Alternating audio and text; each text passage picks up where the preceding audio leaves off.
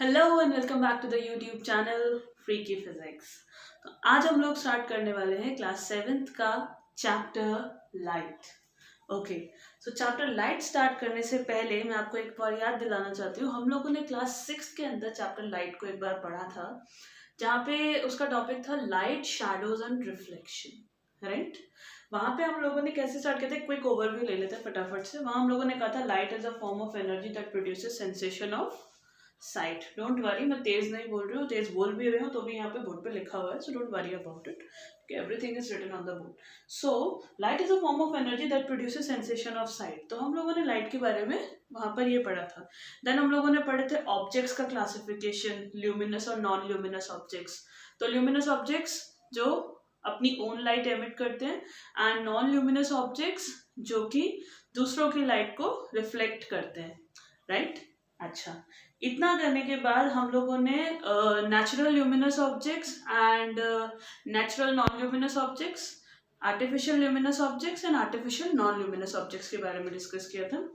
ठीक है, ये 6th क्लास में हम पढ़ चुके हैं ऑलरेडी, मतलब एनसीईआरटी में अवेलेबल है। मैंने इसके बारे में कोई कंटेंट अभी तक यूट्यूब पे नहीं अपलोड किया है, तो इसीलिए मैं क्विक रिवीजन करवा रही हूँ नॉर्मल सा। तो नेचुरल ल्यूमिनस ऑब्जेक्ट्स में हम लोग कह सकते हैं सन है, फायरफ्लाइज है, ठीक है, फायर खुद है अपने आप में, ठीक है, तो they are not natural luminous objects. अच्छा, नेचुरल नॉन ल्यूमिनस वही जो लाइट एमिट नहीं करते, ट्री है, प्लांट्स है, okay, then buildings, the tree है, प्लांट है, all these kinds of things they will come up in the animals and they are non luminous objects, ठीक है। अभी आर्टिफिशियल ल्यूमिनस के अंदर ट्यूबलाइट है, बल्ब है, एलईडीज हैं, all these things they are available and they produce light, so they come under artificial luminous objects. Artificial non luminous तो जो चीजें तुम यूज कर रहे हो अभी तक, like a pen or a pencil, a rubber, whatever, the table, the chair, the book that you're studying, everything is non luminous object, ठीक है। तो यहाँ तक तो था ल्यूमिनस नॉन ल्यूमिनस के बारे में। फिर हम लोगों ने पढ़ा था शैडो, ये टाइप्स ऑफ, ये यहाँ पर ऑब्जेक्ट्स में था opaque objects, then transparent objects and translucent objects. तो हम लोगों ने on the basis of light, फिर दूसरा light emitting, allowing the light to pass through them की कैटेगरीज के अंदर हम लोगों ने कंसीडर किया था।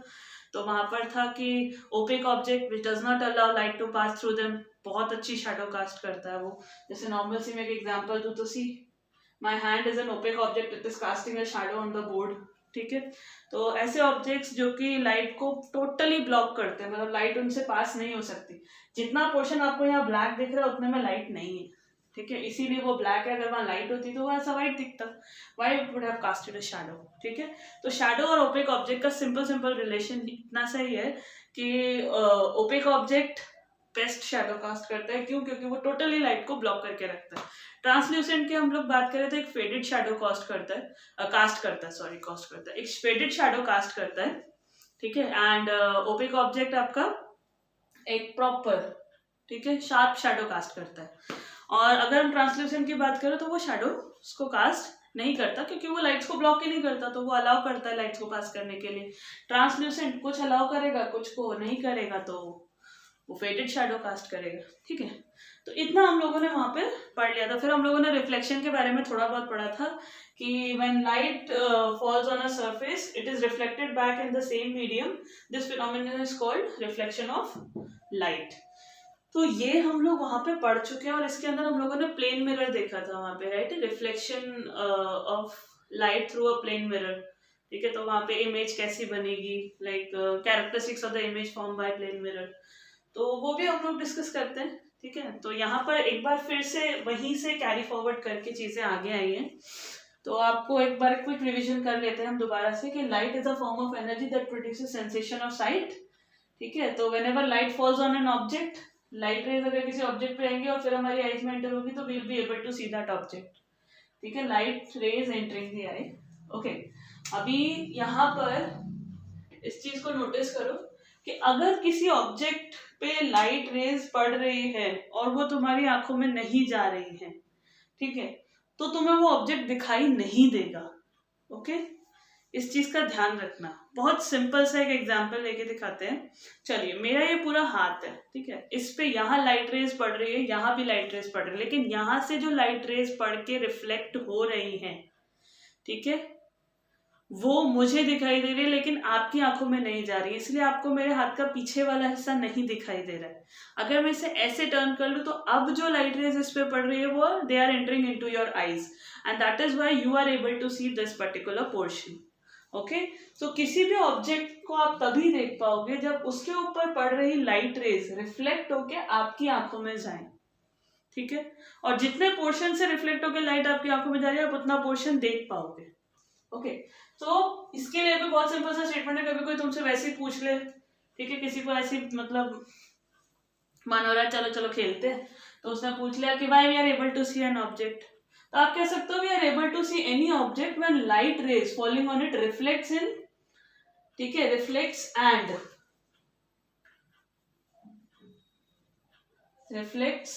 And enter into our eyes. ठीक है, अच्छा इतना क्लियर हो गया।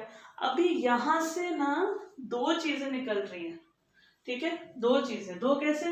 पहली चीज तो ये रिफ्लेक्ट होता क्या है एग्जैक्टली, क्या चीज है रिफ्लेक्शन, ऐसा क्या कर रहा है रिफ्लेक्शन, ठीक है, कि हमें इतना पढ़ना पड़ेगा। दूसरी चीज, ये लाइट रेज आ कैसे रही है, ठीक है, और ऐसा क्यों हो रहा है कि एक साइड पे पड़ रही है तो हमको दिख रहा है, दूसरी साइड पे पड़ रही है इधर जो पड़ रही है वो ऐसे आ जाए ना, जैसे घूम के आ जाए ना इस तरीके से, ऐसा क्यों नहीं हो रहा है। तो यहाँ पे मैं दो चीजें आपको क्लियर कर दूं। रिफ्लेक्शन हम लोगों ने पहले भी पढ़ा हुआ तो उसका बहुत क्लियर फंडा है। अब यहाँ पे आप टाइप्स ऑफ रिफ्लेक्शन जरूर ऐड करने वाले हो। ओके, इसके आगे में टाइप्स ऑफ रिफ्लेक्शन जरूर होगा यहाँ पे, ठीक है, ये हमारा नेक्स्ट होने वाला है।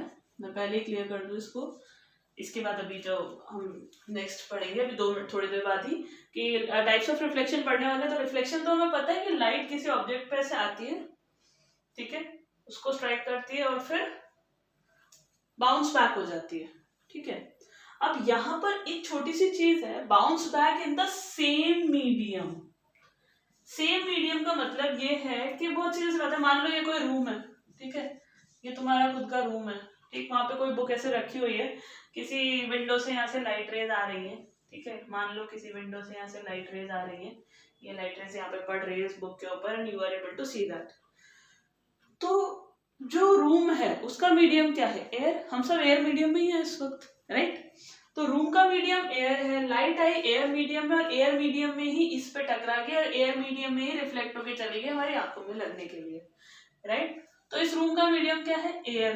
तो ये ही वो एयर बात है, बस सिंपल सी की सेम मीडियम, ठीक है, खत्म बात। अच्छा, दूसरी चीज क्या है? This light is entering into your eye. अब यहाँ से ध्यान से देखो तो ये स्ट्रेट लाइन में ट्रेवल करती है, तो light travels in straight line and this phenomena is called rectilinear propagation of light. इसीलिए अगर लाइट इस हिस्से पे पड़ के रिफ्लेक्ट हो रही है तो ये ऐसे घूम के नहीं आ रही है इस तरीके से, ये मुझे ही पड़ेगी, ठीक है। Okay, what ever light will reflect they will enter into my eyes, they will not enter into your eyes because they can not bend around the object, ठीक है। अब इसका एक छोटा सा कॉन्सेप्ट है कि जब कार शैडो करती है तो थोड़ा सा बेंडिंग होती है, लेकिन वो आप पढ़ोगे थोड़ी हायर क्लासेस के अंदर, मतलब हायर तो मतलब समझ लो 10th के भी बाद में 10th को भी नहीं पता लगता है, वो भी सस्पेंस में रहते हैं, तो 11th को पता लगती है सारी चीजें यहाँ से रिलेटेड।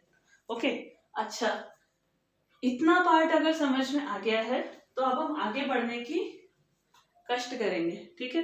तो आप चाहो तो इसको नोट डाउन कर लो वीडियो पॉज करके, इसके बाद हम लोग आगे बढ़ते हैं।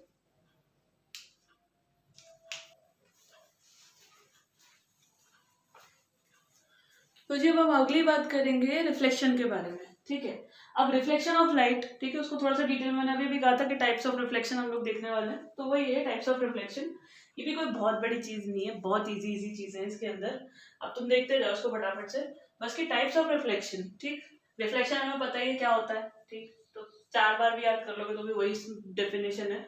तो रिफ्लेक्शन क्लियर है हमारे पास। अब हम रेगुलर और डिफ्यूज रिफ्लेक्शन के बारे में बात करेंगे।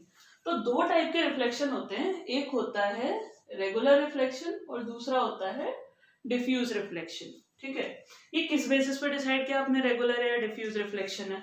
देखो क्या होता है कि सरफेस को हम लोगों ने 2 तरीके से बताने की कोशिश की। एक हुआ रेगुलर सरफेस, ठीक है, यानी कि पॉलिश सरफेस, और एक होता है रफ सरफेस, ठीक। अब पॉलिश सरफेस में हमारे पास बहुत अच्छे अच्छे एग्जांपल्स हैं, ठीक है, जैसे मिरर हो गया, ठीक है। तो मान लो कि मेरे पास कोई मिरर है, ठीक। तो मिरर को बनाने का तरीका होता है, एक आप लाइन बनाइए, उसके नीचे ऐसे ये छोटे छोटे छोटे छोटे ठीक है, इस तरीके से लाइंस ड्रॉ करो, इसको हैचिंग बोलते हैं। ठीक है, हैचिंग, ये एग वाला हैचिंग नहीं है, नॉर्मल हैचिंग है। ठीक, अब बेसिकली ये क्या रिप्रेजेंट करता है, ये बेसिकली रिप्रेजेंट करता है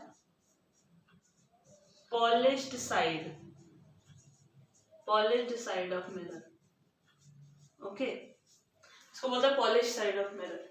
अच्छा, तो ये तुम्हारा मिरर हो गया। ये क्या है, ये पॉलिश सरफेस, एक प्लेन सरफेस है मिरर। ठीक है, तो अभी इसमें होगा क्या कि मान लो कहीं से कोई लाइट आके ऐसे स्ट्राइक करी, मान लेते कोई लाइट रे है, ऐसे आके इस पे स्ट्राइक कर रही है, तो वो ऐसे जाके रिफ्लेक्ट हो जाएगी।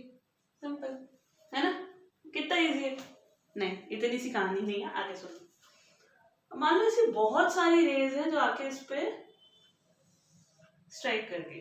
ठीक है, मान लो एक साथ आई, तुमने तुम्हारा बनाया, तुमने ऐसे टॉर्च लगा दी। ठीक, ये क्या हुआ, ये जो रिफ्लेक्टेड रेज है ये भी स्ट्राइक निकल गई। तो बोला अभी भी इजी है, इसमें क्या मुश्किल है। नहीं, अब फंडा सुन लो। फंडा क्या है इसके अंदर बेसिकली, कि ये जो रेज हैं दे आर कॉल्ड,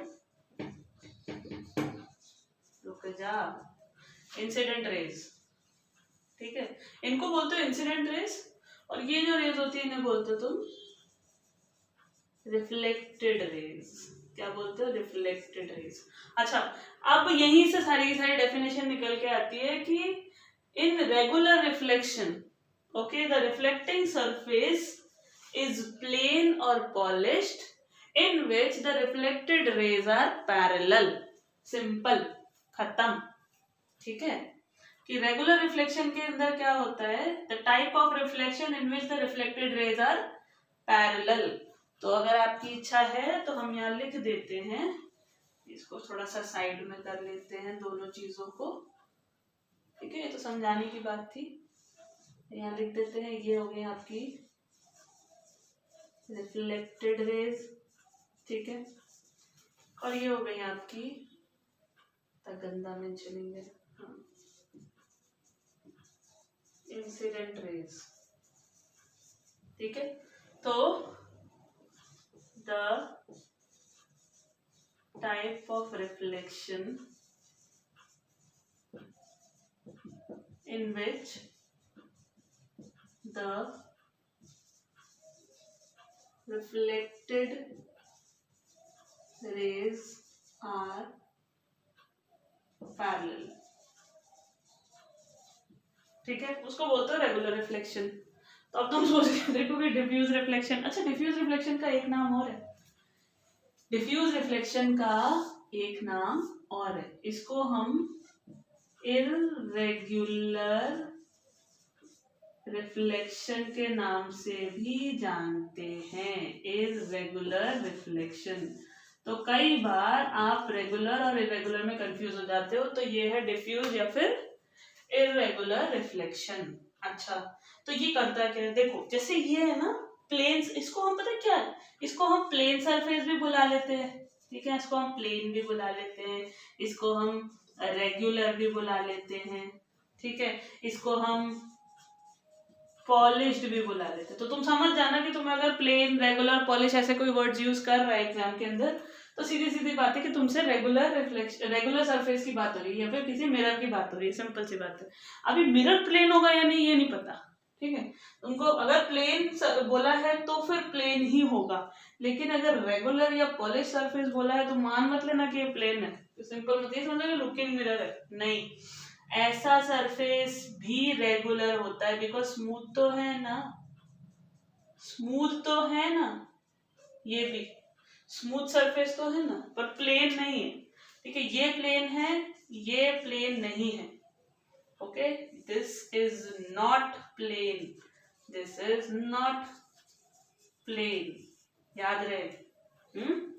अच्छा, डिफ्यूज या इरेगुलर रिफ्लेक्शन के बारे में हम लोग बात कर लेते हैं। तो डिफ्यूज या इरेगुलर रिफ्लेक्शन में क्या होता है, जैसे यहाँ पर आप लोगों ने देखा पॉलिश सरफेस है, यहाँ पॉलिश सरफेस नहीं होता। यहाँ तुम्हारे बहुत सारे एग्जांपल है जो तुम लेना चाहो, तुम एक वॉल कंसीडर कर सकते हो, तुम एक बेडशीट कंसीडर कर सकते हो, तुम क्लॉथ पीस कंसीडर कर सकते हो, कर्टन कंसीडर कर सकते हो, व्हाटएवर यू विश टू। ठीक है, अब इसमें होता क्या है कि जो बेचारी लाइट रेज आती है, ठीक है, वही हमारी प्यारी इनोसेंट इंसिडेंट रेज, इन्होंने किसी का कुछ नहीं बिगाड़ा, ये पैरेलल ही रहेंगी, जो इंसिडेंट रेज होंगी वो पैरेलल ही रहने वाली है, चाहे ये हो चाहे ये हो, ठीक है।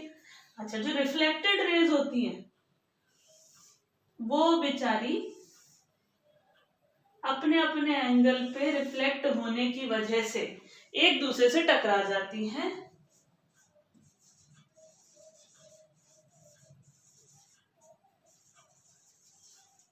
परंतु गलती किसकी, गलती है इसकी। ये इरेगुलर सरफेस है जिसकी वजह से इंसिडेंट रेज जब स्ट्राइक करके रिफ्लेक्टेड रेज में बदलती है, मतलब इंसिडेंट रेज जब किसी सरफेस पे स्ट्राइक करती हैं और रिफ्लेक्ट होती हैं, तो जो रिफ्लेक्टेड रेज है वो आपस में इंटरसेक्ट करती हैं। क्या करती हैं? These rays are they intersect, reflected rays intersect. तो हो क्या रहा है उससे, प्रॉब्लम क्या है, हम क्यों पढ़े, हमें क्या जानने की जरूरत है, कोई पैरेलल जाए, कोई रिफ्लेक्टेड, कोई इंटरसेक्ट करता हो जाए, हमें उससे क्या मतलब, राइट? नहीं, मतलब है। अब आप उस मतलब को समझने की कोशिश कीजिए, पहले तो चाहे तो आप इसको लिख सकते हैं, ठीक है। अभी डिफ्यूज रिफ्लेक्शन के अंदर मैं दोबारा लिखूंगी तो उसको type of reflection in which the reflected rays are not parallel, okay, reflected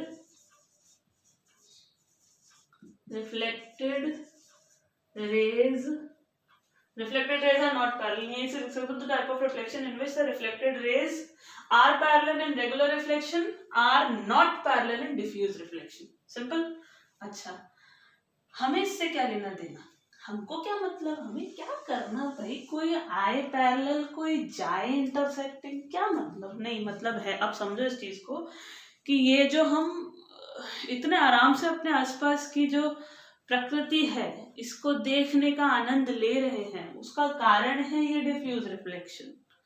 तुम अगर सोच के देखो, तुम्हें मैं एक कमरे में खड़ा कर दूं, चारों तरफ दीवारों में मिरर ही मिरर लगा दूं, ठीक है, आधे लोगों को तो मेला याद आ गया होगा, नहीं तो आधों को तो प्रेम रतन धन पायो याद आई होगी, है ना। तो उसमें होता अच्छा, तो करना क्या है यहाँ पे, बड़ी गंदी पिक्चर थी ना, पता नहीं क्यों देखी लोगों ने, चलो ठीक है, जो भी था। तो कॉन्सेप्ट ही नहीं समझ आया क्या, ऐसी पिक्चर बनाओ अच्छी अच्छी, देखने में मजा भी आए। अच्छा, तो हम क्या बता रहे थे आपको कि आपको अगर मैं किसी ऐसे रूम में खड़ा कर दूं जहाँ हर जगह मिरर्स लगे हुए हैं और मैं लाइट्स ऑन कर दूं, think of the intensity of light, कोई एब्जॉर्ब नहीं कर रहा है लाइट को, सब तरफ से रिफ्लेक्ट होकर लाइट आपकी आंखों में पड़ रही है, 5 मिनट के अंदर बेहोश होके गिर जाएंगे आप, ठीक है। अब आपकी जो वॉल्स हैं ये इरेगुलर सरफेस है, राइट। तो ये जो वॉल्स आपकी इरेगुलर सरफेस है, ये क्या करती है, इनके ऊपर पड़ने वाली लाइट को, मैक्सिमम लाइट को ये एब्जॉर्ब कर लेती है, ठीक है। तो जो ये पड़ने वाली लाइट मैक्सिमम को एब्जॉर्ब कर लेती है, बाकी जो लाइट होती है वो डिफ्यूज रिफ्लेक्शन में फेस करती है। तो डिफ्यूज रिफ्लेक्शन की वजह से क्या होता है, आपको हर तरफ ही मैं नहीं दिखाई देते, राइट, मतलब आप अपने आप को हर तरफ खुद को नहीं देखते हो, ठीक है, जिसकी वजह से एक विजन, मतलब जिसे कहते हैं ना, आपके लिए ईज हो जाती है, ठीक है। तो थिंक ऑफ इट, वो लाइट ऑन करके 5 मिनट भी वहां नहीं रुक सकता। दूसरी चीज कि light is a form of energy that gives sensation of sight, मगर it is a form of energy, ठीक है, it is a form of energy, तुमको सेंसेशन ऑफ साइट दे रही है, ठीक है, but it is a source of heat also. तुम इंटेंसिटी सोचो उस जगह हीट की। देखो, रेगुलर रिफ्लेक्शन बहुत सिंपल सी बात है, अभी हम लोगों ने जिसके बेसिस पे डिफरेंशिएट किया वही चीज है कि रिफ्लेक्टेड रेज आर पैरेलल, ठीक है। इसके अंदर reflected rays are not parallel, क्यों नहीं होती, because it takes place due to regular surface. ये रिफ्लेक्टेड रेज आर पैरेलल क्यों होती है, क्योंकि it takes place due to regular surface. उससे क्या होगा, इसके पैरेलल होने से इमेज फॉर्मेशन होगा, सिंपल सी चीज। अब आ जाते हैं डिफ्यूज रिफ्लेक्शन पे। डिफ्यूज रिफ्लेक्शन में क्या होता है, reflected rays are not parallel, क्यों नहीं होती, because it takes place due to irregular surface, ठीक है। तो उससे क्या होगा, उससे होगा ये कि नो इमेज इज फॉर्म्ड, ठीक है। बहुत सिंपल सा है, फटाफट से नोट डाउन कर